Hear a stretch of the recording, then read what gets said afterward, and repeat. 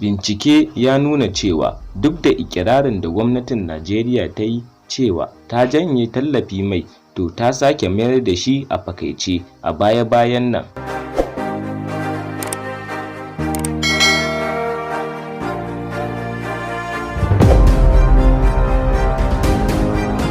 Rahotanni na cewa gwamnatin tarayya ta kashe fiye da naira miliyan 160 a watan Agusta da ya wuce don tsayar da farashin litar man fetur a kan naira 620.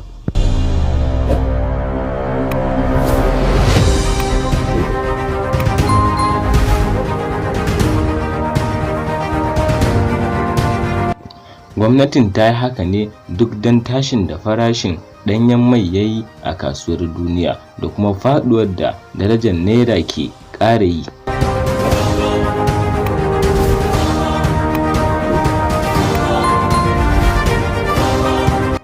Masana dai na zargin cewa gwamnatin na biyan tallafi ne a ɓoye, ganin matsin da al'umma ke ciki.